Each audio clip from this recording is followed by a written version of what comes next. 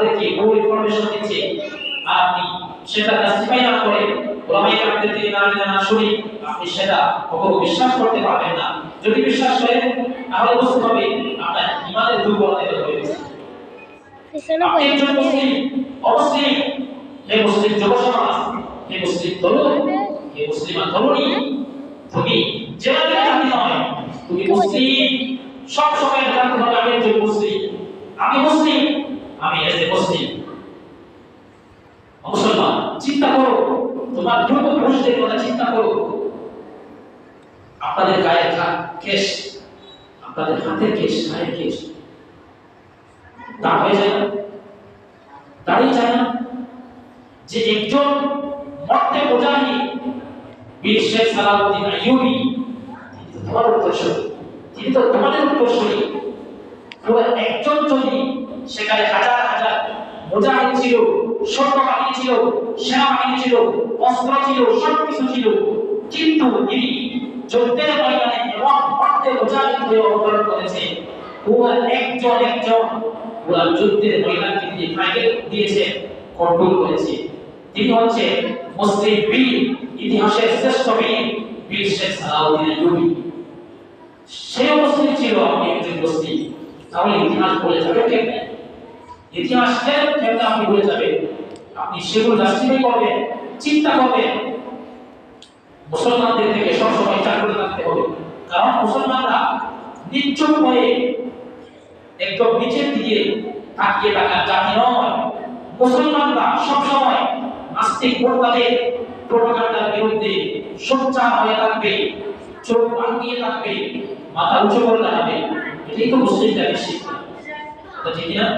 এটাই তো মুসলিম জাতির শিক্ষা, মুসলিম জাতির ইতিহাস, মুসলিম জাতির প্রেরণা, মুসলিম জাতির উদ্দীপনা। এটাই হচ্ছে মুসলিম জাতির হিস্ট্রি। আমি আপনাদের সামনে যে আয়াতে কারিমা তেলাওয়াত করেছি, বিশেষভাবে আল্লাহ পাক রব্বুল আলামিন এই আয়াতের মধ্যে মানব সৃষ্টি তত্ত্বের কথা বলেছেন। আল্লাহ পাক কি বলেছেন?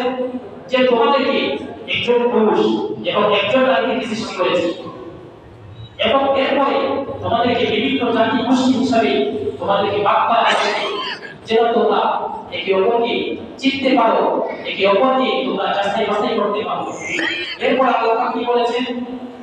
ইন্না আকরামাকুম ইনদাল্লাহি আতকাকুম। হে সকল, তোমাদেরকে সৃষ্টি করে কোনো লাভ নেই, তোমাদেরকে সৃষ্টি করে কোনো উপকার আসবে না যতক্ষণ পর্যন্ত, যতদিন পর্যন্ত তোমরা আল্লাহ পাক রব্বুল আলামিনকে ভয় না করো। তাকওয়া নামক যন্ত্র, তাকওয়া নামক অস্ত্র যতদিন পর্যন্ত নিজের অন্তরে ফিট করতে না পারো, ততদিন পর্যন্ত তোমাদেরকে সৃষ্টি করে তোমরা দুনিয়ার মধ্যে বেঁচে থাকতে পারবে। তাহলে আল্লাহ পাক রব্বুল আলামিন আমাদেরকে সৃষ্টি করেছেন, আমরা সৃষ্টি করার জন্য বলিনি। রব্বুল আলামিন আমাদেরকে বিনা দরখাস্তে, বিনা আবেদনে রব্বুল আলামিন আমাদেরকে সৃষ্টি করেছে। এরপর আল্লাহ পাক বলছে, জীবনের প্রত্যেকটি মুহূর্তে, জীবনের প্রতিটি ক্ষণে ক্ষণে, প্রতিটি সময়ে আমি রব্বুল আলামিনকে ভয় করব। সৃষ্টিকর্তার কথা বলে যেও না, সৃষ্টিকর্তার কথা বলে গিয়ে সুখ যেও না, সৃষ্টিকর্তার কথা বলে গিয়ে ঘুষ যেও না, সৃষ্টিকর্তার কথা বলে গিয়ে মজুমদারি, কালোবাজারি, দুর্নীতি, টাকা লুটপাট, বিদেশে পাচার এগুলো করিও না। কারণ তুমি আল্লাহ পাক রব্বুল আলামিন এর পক্ষ থেকে এসেছো। রব্বুল আলামিন তোমাকে সৃষ্টি করেছেন, তুমি যেমনি হও না। রব্বুল আলামিন যেহেতু তোমাকে সৃষ্টি করেছেন, তাহলে তুমি বুদ্ধির ভিতরে, আমরা সবাই বুদ্ধির ভিতরে না? আমি যখন যেটা চাই করতে পারবো, আমি যখন যেদিকে চাই যেতে পারবো, যখন যেদিকে যেতে চাই আমি যেতে পারবো, যখন যেটা করতে চাই করতে পারবো। কেন? রব্বুল আলামিন আমাকে একটা আখের ভিতরে, একটা বুদ্ধির ভিতরে রেখেছে। মুসলমান, সেটা বুঝতে হবে রব্বুল আলামিনের ভয়, তাকওয়া নামক যন্ত্র নিজের অন্তরে ফিট করতে হবে। এবং আমাদের বুঝতে হবে তাকওয়া।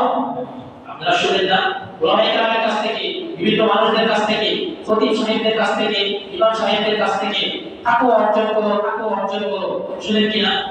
তাকওয়া কাকে বলে জানেন? বাবা তাকওয়া, তাকওয়া অর্থ কি? সাইয়েদনা আলী রাদিয়াল্লাহু আনহু তাকওয়া অর্থ বলেছেন। তিনি তাকওয়া 4টি অর্থ বলেছেন। কয়টি অর্থ? চারটি অর্থ যে আমরা তাকওয়া নিজের অন্তরে ফিট করব, তাকওয়া নামক যন্ত্র, তাকওয়া নামক অস্ত্র নিজের অন্তরে ফিট করব, সেটা বুঝে যাবে কেমনে? চারটি জিনিসের মাধ্যমে। কয়টি জিনিস? চারটি জিনিস। তাকওয়া বলা হয় চারটি জিনিসের নাম, মুখস্থ করে রাখবেন। এক নাম্বার খৌফ মিনাল জালিম, খৌফ মিনাল জালিম। দুই নাম্বার আমল বিল তানজিম। তিন নাম্বার আল কনাআতু বিল কলিল। চার নাম্বার আল ইস্তিনাদ লিয়াউমির রহিম। তাকওয়া যে চারটি অর্থের নাম। এক নাম্বার হচ্ছে আল্লাহ পাক রব্বুল আলামিনকে ভয় করা, আল্লাহ পাককে ভয় করা। দুই নাম্বার হচ্ছে কোরআন সুন্নাহ অনুযায়ী আমল করা, দুনিয়ার সকল সমস্যার সমাধান আল কোরআন থেকে, নবী করিম সাল্লাল্লাহু আলাইহি ওয়াসাল্লামের সুন্নাহ থেকে, হাদিস থেকে নেওয়া। এটা হচ্ছে তিন নাম্বার অল্পে সন্তুষ্টি হওয়া, অল্পে সন্তুষ্টি হওয়া। চার নাম্বার আপনি যেই দুনিয়া থেকে চলে যাবেন সেই মুহূর্তের জন্য, সেই দিনের জন্য, সেই সময়ের জন্য আমল করা,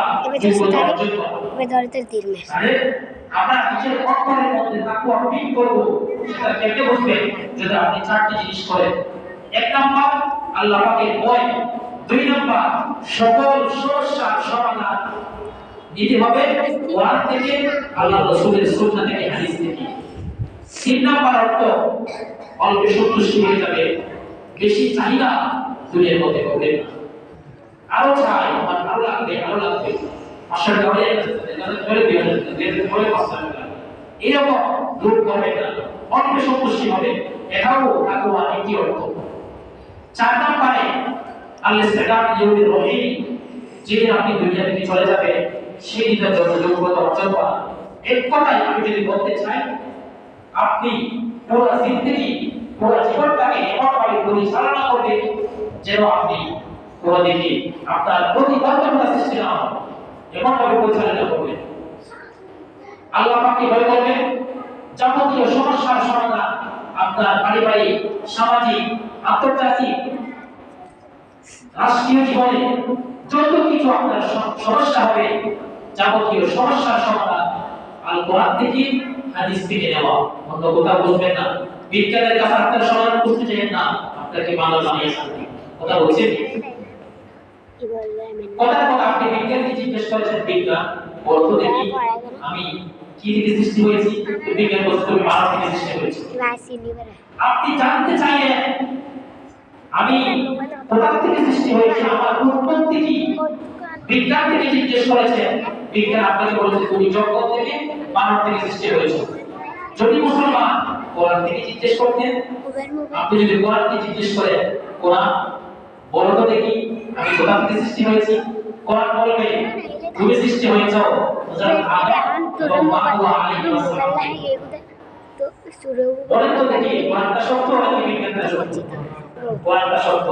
এজন্য যাবতীয় সমস্যার সমাধান বিজ্ঞান থেকে নয়, যাবতীয় সমস্যার সমাধান করবে কোরআন থেকে, সুন্নাহ থেকে, হাদিস থেকে। এজন্য যাবতীয় সমস্যার সমাধান দিবে আল কোরআন থেকে। এবং শুনতে পাবে বলে যে মরহুম আইয়ুদ্দিন আল-কারদানি বলেন, মরহুম আইয়ুদ্দিন আল-কারদানি